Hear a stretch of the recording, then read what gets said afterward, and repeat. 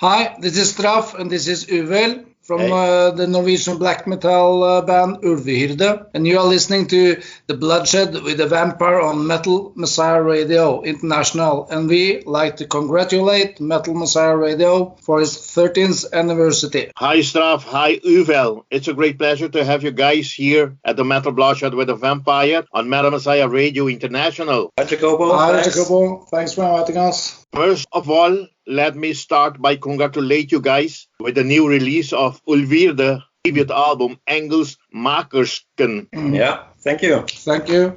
Guys, how was the excitement and what was the good, the bad, releasing an album in between this pandemic? We can't go out and play it for an audience. We were supposed to have some concerts in the summer, but all postponed because of the pandemic. And that's a bad thing. The good thing is maybe that you have time creating new songs. We are already in the making, creating new songs for the next album already. So we changed the focus in that direction rather than sitting down and just waiting for the chance to play gigs. But before we continue with the band, let's start with you, Straaf. You was also part of Englemakersken and Sarkom. How was the time you spent playing with these bands? Oh, it was cool. I played was a tour with Sarkom. It was in 2013, if I remember correctly. It was pretty cool. And then I left the band. And then after a year or so, I was contacted by the founder of Englemakersken, Wither, or Dutch Admiral, and we created an album, which I think was a cool way to work because he sent me the drum. All the drums were laid first, and I created the songs and laid the guitar and bass on top of that, and I think it worked out very nice. Yes. I like to say hi to them. I interviewed them, Dutch Admiral and Disippelen for Norway. Yes. Yeah, to go over to Ulve, if you don't mind, could you please present yourself and which were the bands that you played in before? I played in a few small bands, never really occurred anywhere, but a few years ago, or 10 years ago maybe, I played in Angst Skvadron from the Hønefoss band, Hønefoss from ULVEHYRDE. I was part of the live unit of that band, so we played some gigs. And Trond passed away, it was 9 years ago, so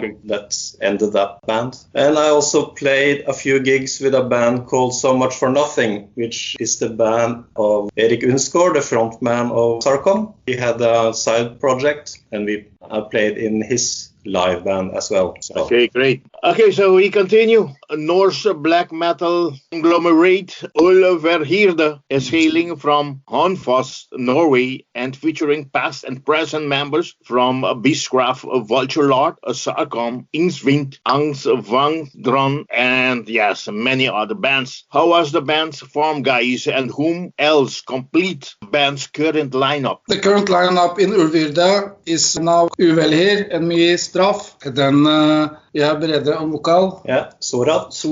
We have Slaa on drums, the new drummer. And on the other second guitar, we have Noctum, also from Hønefoss. That's the lineup now. So we changed drummer since the album. So on the album, there's a different drummer than we have a lineup with now. Yeah, how was the band formed actually? It was 2018. We started playing again together. Me and Uvel has played together in bands before and known each other for many years. I then contacted Sorath and asked if he wanted to start some kind of mid-tempo black metal outfit. And then we started talking more about it, and we had this work title called Occultist. Was the first name we came up with, but then we found out it was a Portuguese band or something who had that name. Then we changed that to ULVEHYRDE, and we got the idea about creating songs from things that has actually happened in Norway during the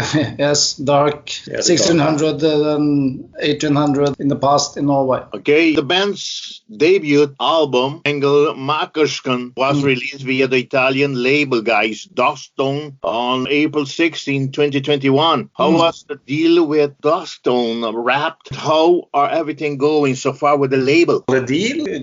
We recorded the album during last summer 2020, and Dusktone takes care of all the printing of the vinyls and the CDs and all the promotional. We have a couple of promotional videos and all the promo stuff. And I don't know, I think so far it has worked well for us because we have a release and it didn't take long before it was quite visible to people, you know. But what I mean is, did you know the guys from Dusktone from before nailing this deal to do this record with them? No, I'm not sure. I think maybe they knew of Brede, Sorath, and that was part of why they contacted us, maybe. I don't think any of us in previous bands have experiences with Dusktone. They approached us and wanted to give us a deal, and we figured it was a good deal. So okay, how is everything going? I mean, now like a month after the album has been released with them, they're really doing their best and helping you guys in promoting this album. Yeah. I feel I do. Yeah, I think it's been good promoting. Okay, the band have premiered the first preview of the new album, a lyric video for the track Jarlen last December 2020, and on March 18, 2021, another lyric video was released for the title track Englemakersken. Guys, could you please present us the album tracking list, please? Yes.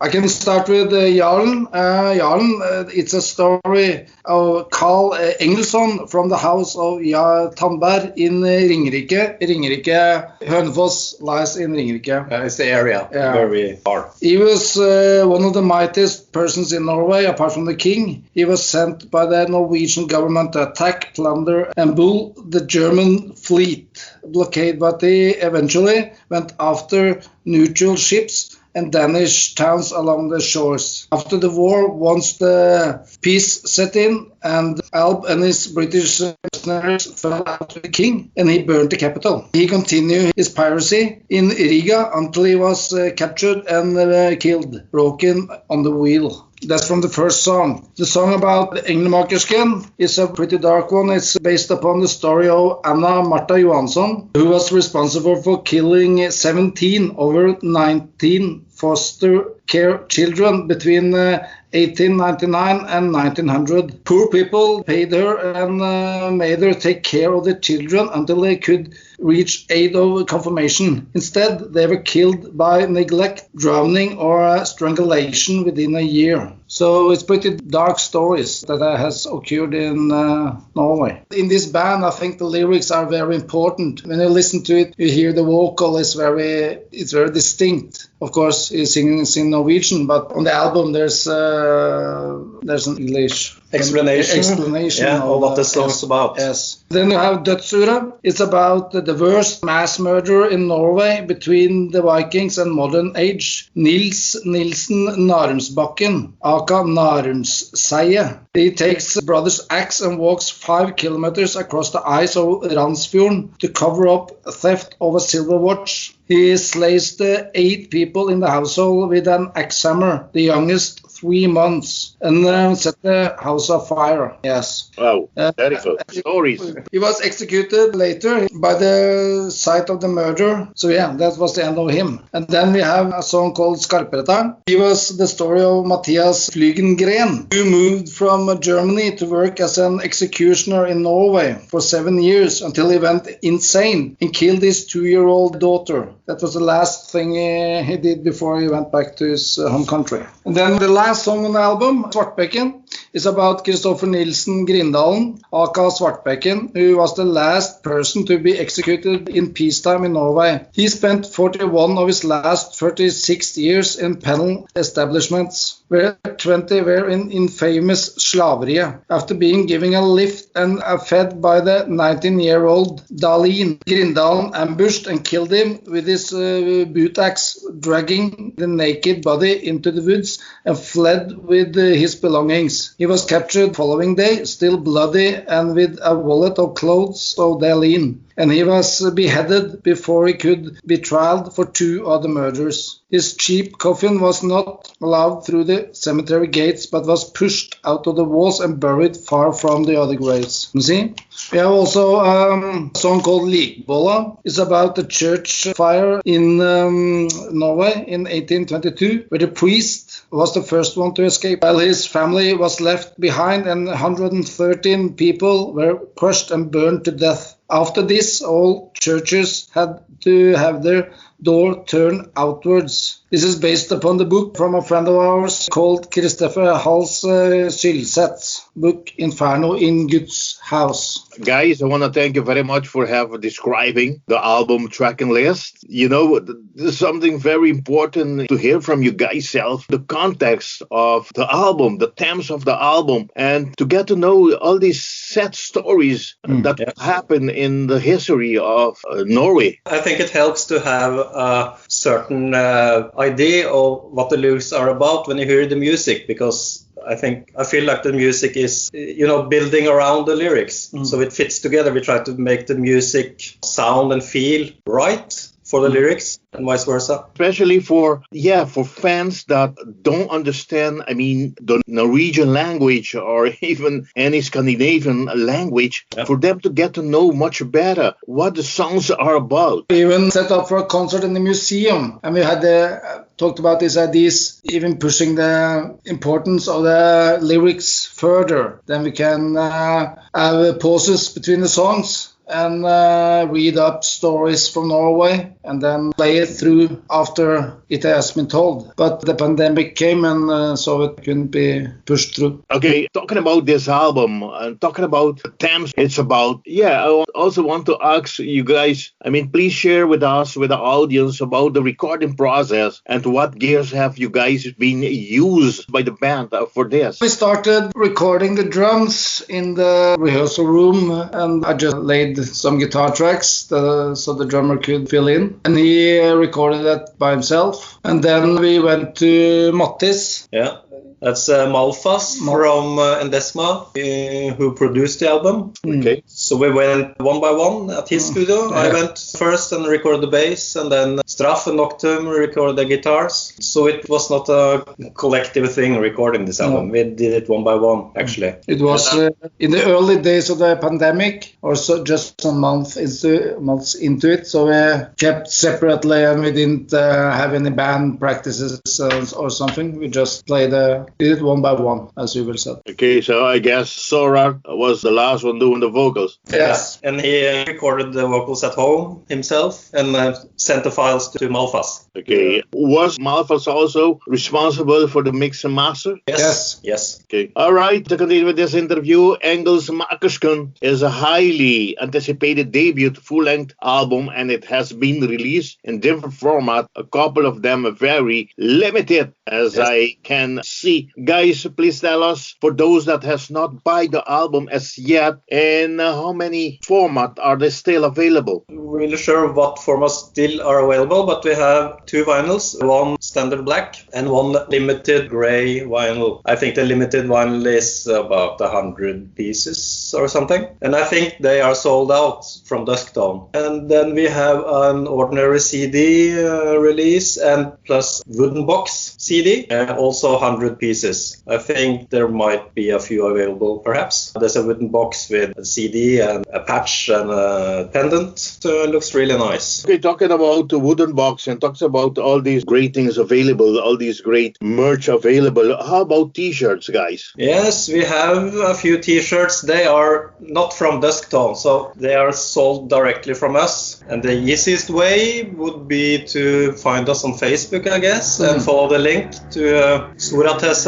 website, where we sell the merchandise that we have. Okay, talking about the album, who was responsible in doing the cover artwork, guys? That was Sorath, everything. Sorath, okay. Did everything, all the layouts. Okay, must say a very great one. Yes, we like it. It looks very nice. Englemakersken is an excellent, obscure and deeply cold release that spanned the true Norwegian black metal spirit, and ULVEHYRDE pays perfect homage to the dark denizen of nocturnal glades and is a true paean to backwoods Malignity. How are the reaction from the fans and critics toward this great new release, the band's debut album? We have actually many great reviews from the album. The funny thing about it is that different critics have different favorite parts of the album. Some like ULVEHYRDE best when we are playing fast songs and the tempo is up, and some like it when do the real slow songs who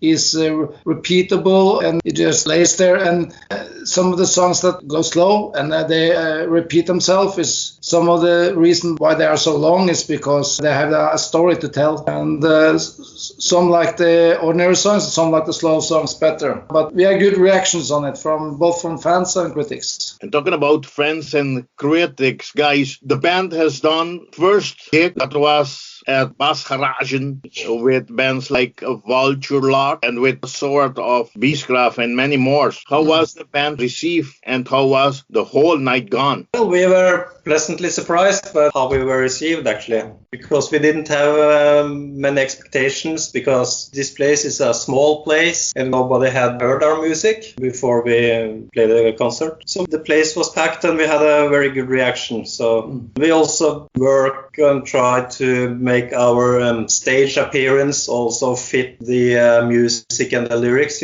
make it somewhat dark and primitive. But yeah, so that's right. That's the one concert we have played so far. But it was a nice, good experience. Straaf, how did you find this tonight? Same as Uvel. The place was packed and we had fireworks on stage, which we had to put out, of course. But no, it was a really good evening. I think both for the listeners and us. It was the first concert of the band and the first thing others could hear us. We had this feeling afterwards that, ULVEHYRDE we have something here that is good and some basics and we have good songs and it's a good vibe in the band. And some weeks later we got contacted by the record company and Dusktone. So one concert and we're hoping to do more eventually, of course. But I think these songs will be really killers live. Okay, guys, but going back to that concert in 2019, at that time, how many songs did you have on your set list? I mean, yes, the album was not written yet. What music you played that night? We had about half the songs we have recorded. We have made a couple other songs after the gigs we have recorded. And then we played some covers, one by Cold, a Norwegian mid-tempo black metal band. And I think we played most of the songs on the album. Most of the songs. I think. Okay. So let me go back and say, when you did that gig, you already had a couple songs ready. Yeah, we had just two that we didn't have finished. We had most of the songs ready. We missed Svartbaekken and Jarlen. Those were made after the concert. Okay, very great to know. Guys, Straff and Uvel, I want to thank you very much for having made this interview possible. And I want to hand you over the microphone of Metal Messiah Radio for you to invite all your friends and fans to support the band to buy the brand new opus, the debut album Englemakersken, which was released April 16, 2021 via the prestige Dusktone. Guys, before I leave with all the restrictions that are still in place all over the world, how are the Norwegian authorities dealing or handling with this vaccination thing? I don't know. As expected, I would think. I have the feeling that things are going forward, at least. Yeah. At least, I mean, in your hometown, are you guys vaccinating most of the people, elderly people? How it going? Did you guys already decided that you're gonna do this vaccination? Yes. Hønefoss or Norway is 2 steps forward and 1 step back. A couple of weeks ago, the shops was closed and they are now reopened. Now we can, as we had played together the whole band 2 weeks ago, but we just have to wait and see, just like the rest of the world, and hope that the vaccinations that they continue and that hopefully will end soon. Okay, ULVEHYRDE is life is a constellation of darkness, blood, and fire, creating a visual and audibly double-edged sword, eerie, atmospheric, and ruthless aggression. Yes, talking about this vaccination thing and this COVID, because if most of the people don't get vaccinating, there won't be shows started. I hope in Norway, it goes on a right path that we can see at least for the end of this year, some shows started. My question is, what are the band's plans to promote this great new album? You know, especially for fans, are we able to see you guys to be playing live at some point of time? Hopefully, we are ready to play live if the venues can open again soon. So, as you say, hopefully towards the end of this year, because more and more people are getting vaccinated here, and I have a feeling that most people will get the vaccine also. But we don't really have any plans because we have to just wait and see. So when things open up again, we will be eager to play some gigs at call it the right gigs, you know, that fits us. But right now, I don't think we have any plans before. If we go towards the end of this year, then all of a sudden you have the Inferno Festival in 2022, and we are going to be part of that. So maybe that will be the first gig. We don't know. I hope, let's cross the finger. I hope I can get to go to Inferno, so meet with you guys. And to end this interview, guys, once again, Straaf and Uvel, the microphone of Metal Messiah Radio is all yours to thank whomever you want to thank. I would like to thank Metal Messiah Radio. Yes. Yeah. You want to thank anybody else? I don't know. I don't have a thanks list. I'm pleased that we are getting good responses and that people seem to actually listen to the album, you know. So I'm thankful for that. And thank you, Jacopo, for contacting us. Yes. Yeah, it was my pleasure, guys, and I want to thank you very much. But before I leave, I'd like you to say hello to Sorath for me, say hello to Noctum for me, say hello to Slaa for me. Yes. And I wish you all the best with this great new album, debut album, Englemakersken. And I wish you all the best with this great new band, ULVEHYRDE. Yeah, you got it. Thank you. Thank you. I think now at the end of the interview, I pronounce the band name much better. Let's do it all over again. Yeah, that's good. Okay, guys, so all the best. And thank you very much. Yes. Great opportunity. And yes, anything else you want to say before we say goodbye? Just thank you for having us, of course. Very cool. I really hope you can come over and to the next year's Inferno Festival. That would be awesome. Okay, thank you, Straaf and Uvel. Yeah. Guys, like I always say, metal on. Bye-bye. Bye-bye. Bye-bye. Thank you.